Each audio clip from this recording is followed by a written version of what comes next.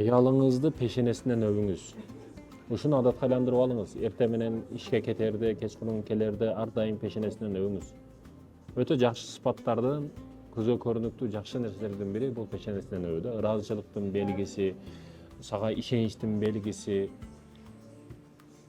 Чындыгында аял киши баягы эшиктин ключу эмес да, жоготуп кое турган.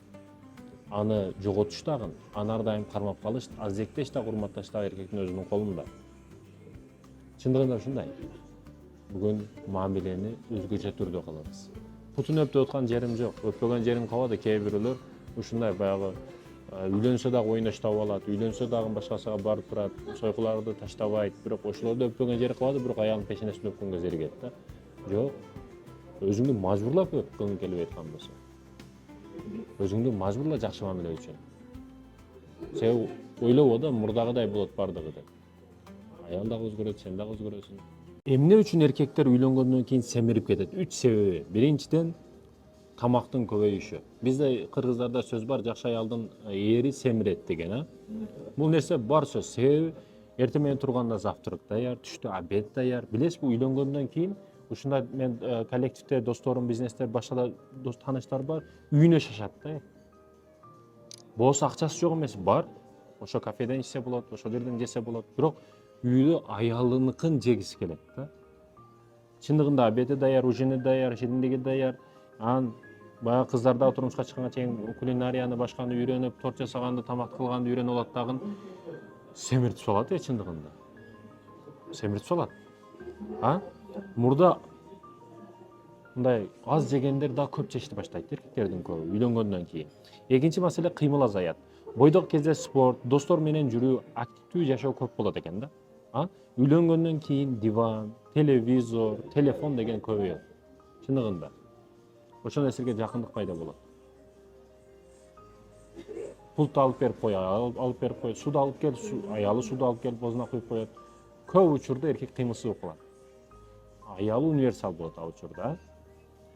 Кыймыл азаят экен да. Ал эми үчүнчүдөн стресс жана жоопкерчилик. Үй бүлө, акча табыш керек, жумуш маселеси баарын эркекке таасир бере баштайт эркекке. Кээ бирөөлөр стрессти тамак менен баскандыктан семирип кетет үйлөнгөндөн кийин. Себеби жоопкерчилик пайда болду. Чоңойгон сайын жоопкерчилик көбөйөт, оюн күлкү азаят деген бекеринен эмес. Төртүнчүдөн гормоналдык өзгөрүү бар. Үй бүлөлүү болгондо тестостерон бир аз төмөндөйт, зат алмашуу жайлайт. Чындыгында ошондой. Анан эркектерде эми мен уялбайм деген түшүнүк пайда болот да. Кыздар да фигурасын сактап, өзүн чикелдектай алып жүрүп, диета кармап, сулуулугун карап жүрөт го баягы эрге тиелекте. Эрге тийгенден кийин семирип кетет. Неге мен эптеп эрге тийип алып, мен каалаган жесем болот деген түшүнүк пайда болот. Өзүн таштап коюп, денесин кое берет да. Аялым бар, эми мага фигуранын кереги жок, күрөшпөйм фигура үчүн дейт дагы, өзүн бош коюп жиберет. Кыскасы мекендешим, жакшы тамак, аз кыймыл, тынч жашоо салмак кошууга себепчи болот. Мен муну менен семирип кетти деген нерседен алысмын. Семирбеш керек. Эркек киши үйлөндү, үйлөнбөдү айырмасы жок. Ар дайым формада жүрүш керек эркек киши. Аялыңыз эми түшүнүктүү, аялыңыз баары семирет. Сиз семирбешиңиз керек. Сиз семирбешиңиз керек, урматтуу эркектер. Аял акчага кызыгат. Чындыгында бүгүн көпчүлүк айтат, кыздарга акчага кызыгат, да кызыгат, чындыгында кызыгат. Себеби булардын кызыгышы гениде бар. Негизи бар нерсе аялдарда. Акчага кызыгыш, дүйнөгө кызыгыш бар нерсе. Чындыгында эки этаж особняк үйдү алып берип койсоң, квартиракана дейт да. Мерседес жаңы пакети менен подарка кылсаң, Германиядан алып келип, бехакана, беха я тоже хочу дейт да. Айтайын дегеним, дүйнө маселесинде аял киши тойбойт, каалай берет. Алтынга чындыгында өчүү маселеси бар, гениде бар, булардын каныда бар. Неге? Себеби булардын жашоо маселесинде эртең турмушка чыгыш керек, балалуу болуш керек, кайтарыш керек, тестостерон жок, башка жок.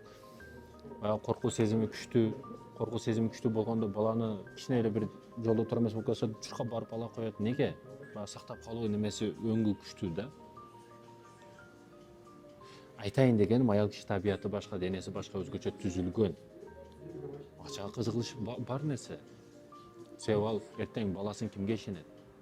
Аны коргош керек, колдош керек, башкадан зарыктырбай жардам бериш керек. Бул маселелердин бардыгын ошо акчалуу эркек да.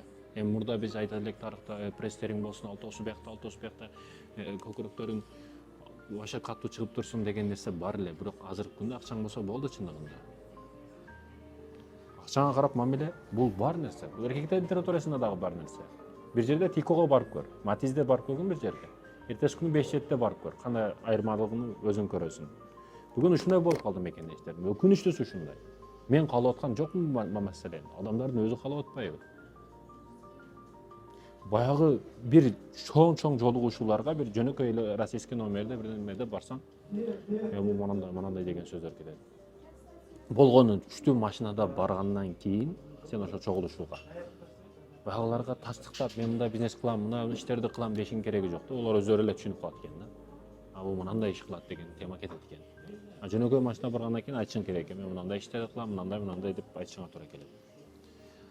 Аялдар эмнеге акча маселесине кызыгат? Ден соолук маселеси, аялдарыбыз бүгүн өзгөчө, кыздарыбыз көп ооруйт. Ден соолук маселеси өзгөчө оор. Аптекага кирип жөнөкөй эле таблетка алсаң канча сом, мисалы үчүн. Ден соолук маселеси аялдарда өзгөчө көп оорулар, өзгөчө дене маселеси бар. Эртең эле карып кетиш өтө процесс тез. Бала төрөгөн учурлар өтө оор, андан кийинки процесс өтө кыйын. Ошондуктан ден соолук маселеси өтө оор маселе да. Аял киши сиз үйлөнсөм болду, аларды багам карайм. Аял киши өтө көп түрдүү ойлонот да. Экинчиси тукумсуздук же төрөт көйгөйлөрү бар. Да, жатым маселесинде көп нерсе күйүп кетиши мүмкүн, ар кандай вирустар, ар кандай бактериялар, кыскасы тукумсуздук и төрөт маселелери өтө көп. Аялга бир өтө күчтүү удар боло турган нерсе сөздөрдүн бири бул сен балалуу болбойсуң деген. Себеби неге? Себеби жөнөкөй. Кыз бала үчүн өз баласын мээрим кучагына алып сүт бериштен башка бактылуураак бакыт эч жок. Сен макул звезда болуп кет, миллион подписчигиң болсун, миллиондогон сахналарга чыгып алып, ырда, бийде башка кыл, бирок бала эле болбосун эле сага. Аталарыбыз бекер айткан эмес. Балалуу үй базар, баласыз үй мазар, билгин ушуну көзөрүң мунсуз караар деген сөз бекерден айтылган эмес. Ошондуктан да маселе бул жерде. Ой, диетам бузулуп кетет, ой, фигурам бузулуп кетет деп көбү бүгүн төрөбөй коет да. Жок, сен ол фигураны аяйсың. Балаңдан аяган фигураңдын башка кимге кереги бар? Бир көчсүн, сөбөксүн. Чыгарган нерсең өзүң жиркенесиң. Туурабы, туура эмеспи? Баягы нафсаният менен караган, нафс менен сени бир нерсе кылып пайдаланып кетем деген эркек үчүн сен красавицасың, красоткасың, модельсиң, ой, чырайлуусуң. Бирок иман көзү менен караган эркектин көзүндө сен кимсиң? Бир кап мешоп көчсүн. Мен дагы ошондоймун, эркек дагы ошондой.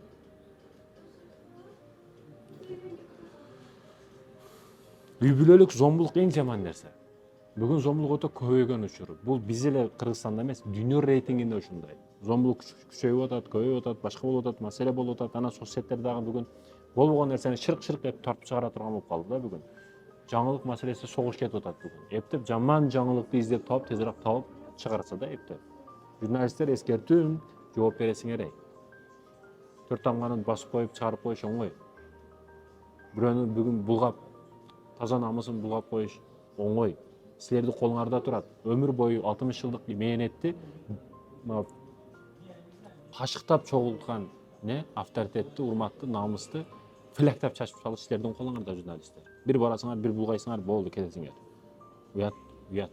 Намысыңар болуш керек.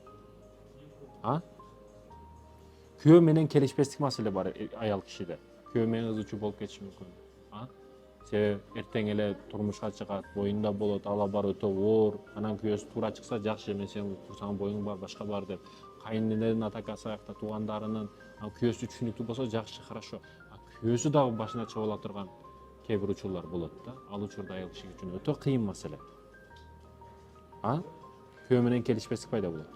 Кайын журт менен чыр чатак. Ушундай окуялар жок эмес. Күйөөгө тиет, күйөөсүнүн иниси келип тийишет. Пастелге чакырат, төшөккө чакырат. Агасы иштейм деп, үй салам деп Россияга кеткен. Келин бул жакта калган, бирөөнүн олжосу болуп калган да. Ошондуктан да бизге эң керектүү нерсе бул дейм да. Камерасы жок, башкасы жок, бизди башкарат. Кайын журт менен чыр чатак. Аны айта албайт. Себеби айтса ажырашып кетет. Сен иним ушундай кылыптыр дейт, аяктан апасы чыгат, же иниңди танда, же аялыңды танда. Аялды, конечно, жолдон табылат, башканы карайм дейт. Инини тап болбойт дейт. Не кылат? Түшүнүктүү. Балдарды тарбиялоо түйшүгү бар. Балдарды төрөш башка маселе. Туурабы? Ачыгын айтканда, ит дагы бир тууганда 7-8 туат. Мисалы үчүн, уй дагы жылына туат. Кой дагы. Бирок төлөп коюш маселе эмес. Бул жерде тарбия маселеси бар да. Төрөш маселе, андан да күчтүүрөөк маселе тарбия кылыш. Анда ата жардамчы болбосо, ата алдында туруп бербесе, апа үчүн өтө кыйын болуп калат бул маселе. Каржы жетишпестиги мына мен акча маселесиге неге алып келип атам. Жогоруда айтылган нерселердин баардыгына акча керек, каржы жетишпестиги бул акча керек. Аял каерде жашайт, кандай форма кийим кийет, тамак аш кандай болот. Бүгүн бир кепкасын алып бере албасаң, эртең башына аяк кантип кийим кылып бересиң деген тема пайда болот. Туурабы? Ушундай аялдар бар, эр үчүн всегда туру берет. 24 саат алдында не десе айтканын кылат, кызматын кылат. Жанында ар дайым туру берет. Бирок бир гамажын алып бербейт, бир ич кийимин алып бербейт. Сага жетет дейт, бир жылга бир ич кийим кирсең болот дейт. Бул жашай турган кулдук форма да. Кулдарга не? Жашаш үчүн эле кичине тамак берип турган да. Калган убакта кулдар иштеген. Кийим алып берген эмес, башка кылып берген эмес, эч нерсе кылган эмес. Кудум ушу жашаш үчүн эле кичине тамак аш берип турат. Калган учурда кызматкер да. Кудайым сактасын мындайда. Каржы маселеси, акча маселеси негизги маселелерде. Чындыгында. Эгерде жумуштагы басым боло турган болсо, аял киши башка жерде иштеп аткан болсо, ушундай кайненелер бар, келин кичине жерде иштеп зарплатасы ошондо келип мага бер деп алып алат да. Алып алат чындыгында. Ушундай кайненелер жок эмес, бар. Келини зарплатасын аңдып турат. Банкта иштейт келин байкуш сааттан кечке. Анда өзүнүн мечтасы бар, кичине кийим алайын деген, балдарыма кийим кылайын же зоопаркка бар, ойнотуп келейин деген ойлору бар эле. Бирок кайнене ушун карап турат да, зарплатаны аңдап турат. Бүгүн 29, эртең зарплата. Худду өзү сааттан кечке иштегендей не кылат? Барып зарплатасын алат. Тийбей. Жада калса күйөөнүн өзүнүн эринин тийишке акысы жок, Өзүң ордуңа коюп көр дей. Сен бир ай иштедиң тынымсыз, бирөө келип акчаңы алып алат. Ал учурда бирөө болуп каласың сен. Неге? Себеби кайсы кыздын зарплатасын апасы келип алып алат.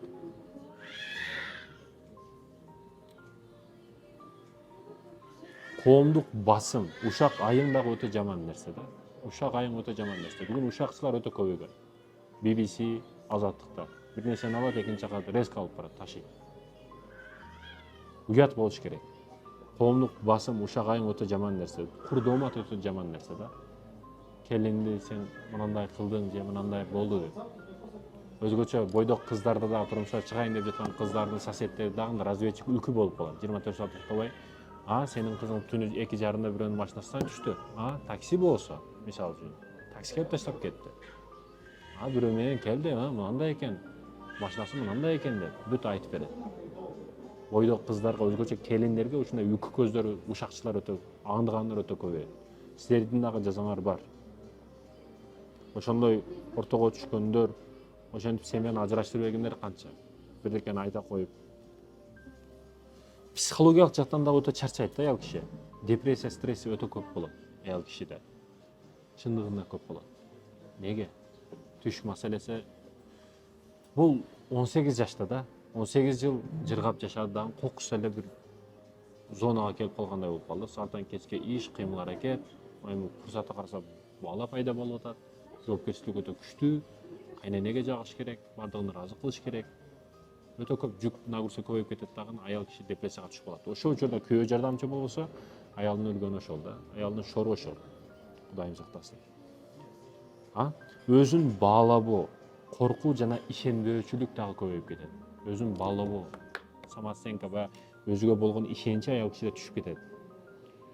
Көп учурда неге аял киши турмушка чыккандан кийин семирип кетет? Ошого чейин сулуу эле, ошого чейин фигурасын карап жүрөт эле, мисалы үчүн. Себеби стресс, депрессияга көп түшөт, күйөөсү тууралуу көп ойлонот, келечеги тууралуу көп ойлонот, балдарды кантип кийинтем, эмне кылам деген темаларды өтө көп ойлонот. И стрессти тамак менен басышты аракетин кылат да. Айтайын дегеним, урматтуу мекендештерим, эркек киши колдоочу болуш керек, кордоочу эмес. Психологиялык жактан, моралдык жактан, материалдык жактан, жакындарыңыздын жамандыгынан керек болсо бир туугандарыңыз зулумду кылып коюшу мүмкүн. Ошол учурларда да туруп беришиңиз керек алыңыз үчүн. Себеби ал сиздин бир туугандарыңыз деп эмес, сиз үчүн үйгө келди ошол жерге, өзүн курман кылды, өмүрүн курман кылды. Чындыгында, кайнелерге эскертим, сиз 40 жаштасыз, 50 жаштасыз, 20 жаштагы 50 жашка чыгып чогулткан тажрыйбаңызды 20-18 жаштагы кыздан талап кылбаңыз. Сизге дедовщина кылган болсо кайнеңиз, сиз дагы дедовщина кылышыңыз шарт эмес. Сиз жардам кылыңыз. Сизге бирөө зулум кылган болсо, неге сиз бирөөгө зулум кылышыңыз керек деген суроо пайда болот. Ошондуктан айтарым, кээ бирөөлөргө айттым го, баягы мылтык менен атсаң бир адамды атасың да, сөз менен аткан учурда 1000 адамды атасың. Кээ бирөөлөргө катуу тийген болушу мүмкүн, кечирим сурайм. Бирок реал нерселерди бирөө айтыш керек го, туурабы? Чындыкты бирөө айтыш керек го. Ушул сөздөрдүн негизинде бирөө жашоосун өзгөртсө, бирөө келинине мамилесин өзгөртсө жакшы болот, туурабы? Аял кишиге внимание керек. Ар бир учурда эркек кандай абалда болбосун аял кишиге внимание бериш керек. Сен ичиңде балким, мисалы үчүн бүгүн кокустан ушундай нерсе келди, сен $1,000,000 карыз болуп калдың. 100,000 сом карыз болуп калдың мисалы үчүн. Сен үчүн өтө чоң проблема. Бирок аялың билбеш керек. Аялыңа гүл көтөрүп барышың керек да. Аял уруп койгон сенин кандай проблемаларың бар, түйшүктөрүң бар, маселелериң бар. Бул жакшы мааниде, жаман мааниде. Ушундай тааныштарым бар. $500,000, $600,000 карзы бар, бирок аялга шуб алып берип, ичидеги проблемаларын билдирбей жүрөт да. Аялга айтсаңыз, аялыңызга айтсаңыз проблемаларды, ал да кайгырат, сыгылат, ойлонот, сизден көбүрөөк ойлонот. Бул бар нерсе. Бирок бул жерде эркектик деген түшүнүк бар да, мекендешим. Эркектик деген түшүнүк бар. Билесизби, ата-эне бизге көп нерсени айтпайт. Балам кыйналбасын дейт, сыгылбасын дейт, ойлонбосун дейт. И бизде дагы ошондой чувство, сезим болуш керек да. Ата-энеге карата, бир тууганга карата, аялыбызга карата. Келип эле болсо, мына мындай болуп калыптыр, эки кабыл мындай болуптур, 4-5 окуяга жетпей калыптыр деп ардекени айта бербеш керек. Эркек ошол, эркектин %90% сыр бойдон калыш керек. 10% билсе билсин, 90% сыр бойдон кетиш керек. Айтайын дегеним, ар дайым внимание талап кылат аял киши. Сиз түрмөдө болсоңуз да жок дегенде баягы бирдекелерди берип турушуңуз керек. Мен ата-энемдин төшөгүн көргөн эмесмин, мекендештерим. Качан жатты, качан турду көргөн эмесмин, билген эмесмин. Бүгүнчү мээрим махаббат десе, ата-энелери баш болуп алып, соцсеттерге чыгарып алып, бири-бирин өөп аткандары, постель маселеси бүт тартып чыгарып атпайбы соцсеттерге, туурабы? Уят эмеспи? Сөз түрдө бул каяктан келди, бул түшүнүктөр каяктан? Соцсет билдирбесең сиңирип коюп атат, ана паланча кылды, мен да кылам деп аткан түшүнүк пайда болуп атат да. Жок, паланча боло берсин. Сиз түкүнчө бойдон кала бериңиз. Теңелип, тентекке теңелип терек бой секирбеңиз. Интим маселелерин бардыгын интернетке чыгарып, звезда кылып, өзүн көрсөтүп, баягы нравицалары келсе дагы чечинип, дагы өзүнө реклама кылып аткандар, дагы ичиге кирип темаларды уят эмеспи? Ал калат, түбөлүккө калат эртең, 5 калат. Сиз чеберелериңиз көрөт, биздин ушундай немелерибиз болгон экен. Төшөк темалардан бери бүт көрсөткөн деген нерселер кетет. Бүгүн чындыгында дейт. Ой, салабаттуу, жакшы бизнесмен, ишмер адам, жашы 45-50дө неберелери менен тактук терип жүрөт, тикток ойноп жүрөт, оюнга түшүп. Уят эмеспи? Өзүнүн салабаты болуш керек, өзүнүн бир сый урматы болуш керек, сүрү болуш керек эркектин. Уят. Бойдок бара бир кызга же бойдок кыз бир эркекке жолуккан учурда, бир жолу жолукканга уруксат, турмуш маселесин сүйлөшүшөт да, бирок эмне сүйлөшүштү билбейт. Өмүр тажымал маселеси кетип атат. Өмүр жашоо маселеси кетип атат, кыз жалат болуп, эмне кереги бар?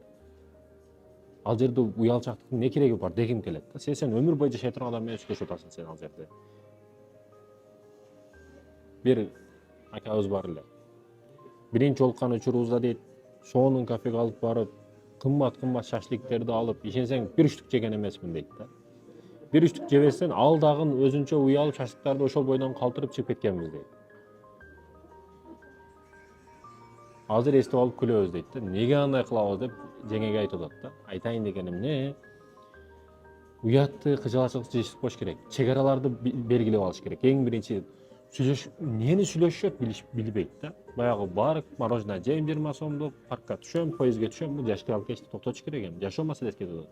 Уялбай келишип алыш керек. Биринчи чегараларды белгилеп алыш керек. Эркек киши неге красный зона?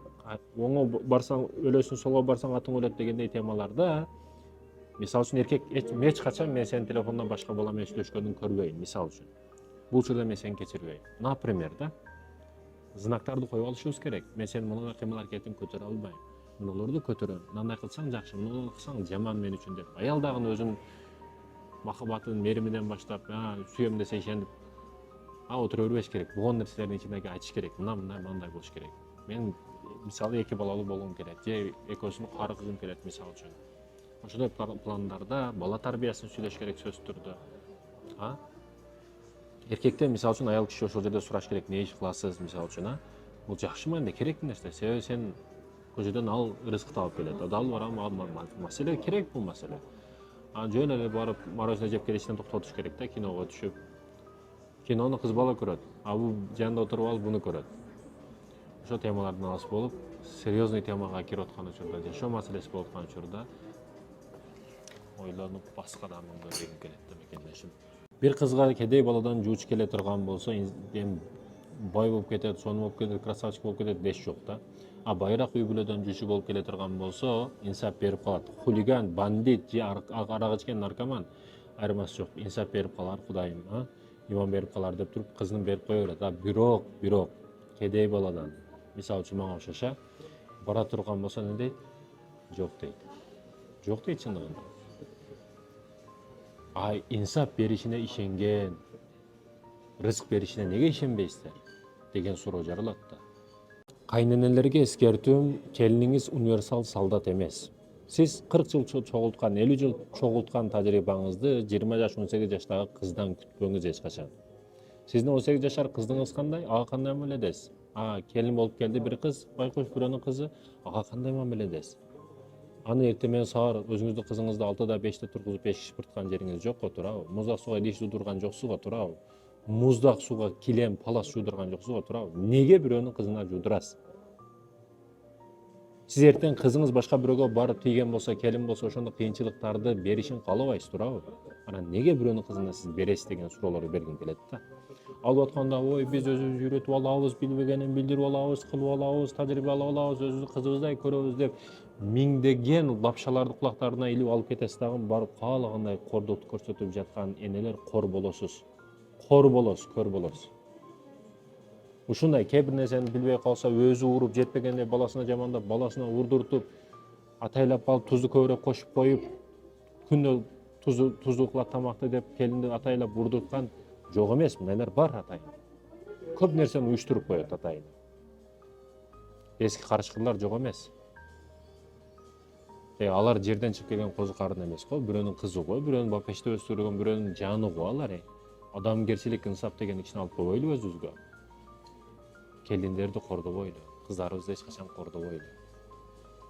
Эгер өзүңүздүн кызыңыздай көргөнүңүздө мен 100% кепилдик берем кайненелерге. Өзүңүздүн кызыңыздай көргөнүңүздө ал келин эч качан кетпейт эле. Эч качан ажырашып кетпейт эле, эч качан үйдөн андай баш алып кетпейт эле. Кайсы кыз апасынан жөндөн кетип калат өзүңүз ойлосоңуз? Ортодо аралык бар, минус бар. Ошон үчүн ажырашуулар көбөйүп атпайбы мекендешим? Дем алдым деп айтпаңыз эгер 3 өлкөгө барбаган болсоңуз. Биринчиден Свитзерланд, Швейцария. Биз анын өтө күчтүү банктары, анан чыкылдаган сааттары менен тааныйбыз. Бирок анын барып көргөндөн кийинки табияты, өзгөчө жаратылышы, көлдөрү, суулары бул өзгөчө бир сфера да. Сөз түрдө Швейцарияга барыңыз, Европага барган учуруңузда Швейцарияга кириңиз, себеби ал жердеги таң калыштуу нерселерди көрүп, Аллах разы болсун, Мухаммад сонун айтыпсың, рахмат деген сөз түрдө келет да сизге. Себеби ошончолук деңгээлде күчтүү жер. Ошондуктан аракет кылыңыз Свитзерланд, Швейцарияга барганга аракет кылыңыз. Ал эми экинчи маселе бул Бали, Индонезия, барышыңыз керек болгон мамлекет бул экинчиси Бали. Чындыгында ал жердеги аба, ал жердеги банан токойлор, ал жердеги көлдөр кудум жердеги бейишпи деп каласыз да. Бакырып, кыйкырып, голосуңуз кадимкидей ооруп калат. Ошончолук тынчтык, ошончолук эркиндикке барып калганыңызды билбей каласыз. Ошондуктан экинчи бара турган мамлекетиңиз бул Бали мекендешим. Бали. Ал эми үчүнчү барышыңыз керек болгон мамлекет бул узак эмес. Эч жакын дагы эмес. Бул жүрөгүңүздө Кыргызстанды кыдырдыңызбы мекендешим? Сары Челекке бардыңызбы? Ысык көлдүк болуп Баткенге бардыңызбы? Же Баткендиктер деп токтотпойсузбу? баткендик болуп башка областтардын арын талашка кирдиңизби? Айтайын дегеним, биз Кыргызстандын жаш балабызды алып алып тарбия иретинде жок дегенде кыдырып келишибиз керек. Бул жер талас, бул жер нарын деп көрсөтүп, себеби көргөндө сүйүү башкача ойгонот да мекенге карата. Аракет кылайлы. Мекенди сүйгөнгө аракет кылайлы. Анан бир жолу кадам таштап көрбөгөн жерибизди кантип сүйөбүз, мисалы үчүн да. Да билебиз маалымат катары талас биздики деп. Бирок ал жердеги абал, ал жердеги түшүнүк, ал жердеги деңгээл, ал жердеги адамдар. Кыскасы, барып көргөнгө жетпейт. Барып сүйгөнгө жетпейт, туурабы? Бир кыз сүйүп калса, бир бала тура албай калат го, ал көрбөсө, туурабы? Ошол сыяктуу. Эрим менен урушуп калдым, урушуп жатам. Ал чындыгында ийгиликке жетип, мени жеңип жатат. Эмне кылышым керек? А вариант ыйлаш керек. Б вариант өзүңдөн кетип ишиңди жоготуп коюшуң керек, артистик кылыш керек. В вариант, үчүнчү вариант, эски күнөөлөрүн бетиге айтышың керек, кайра козгошуң керек, мусор ташышың керек. Төртүнчү вариант, күнөөлөрүңдү мойнуңа алышың керек. Кайсы бирин тандайсыз? Көпчүлүк учурда сиз кайсы бирин тандап атасыз? Ачыгын айтпайсызбы? Урматтуу катнашчылар. Аялдын эки түрү бар да негизи. Биринчиси эрин башкарып алат, кармап алат, флагды өзүнүн колуна алып алат. Не кылса айтканын кылдырат, не десе дедирет, ичсе ичирет. Кыскасы, кулак алып алат, кул кылып алат. Эрин кул кылып алат. Экинчи түркүм аял бар. Булар күйөөсүн ардактайт, сыйлайт, урматтайт, аны падыша кылат. Сыйлайт, урматтайт, падыша деңгээлине жеткизет. Эми ушул жерде суроо пайда болот. Суроонун жообу ушул аял кылган аракетине жараша же кулдун, же падышанын аялы болуп кала берет мекендешим. Сен адам эмессиң. Кээ бирөөлөр ата энесин сүйөм, күйөм дейт, бирок каалагандай жүрөт да. Ичип, чегип, ойноштору менен толтура, каалагандай дискотека вечер кылып алып, саардан кечке чеккениге, жегениге, чыгарганага сүйүнүп коюп эле жүрөт да. Ата энеси паланча жерде пол жууп иштеп атат.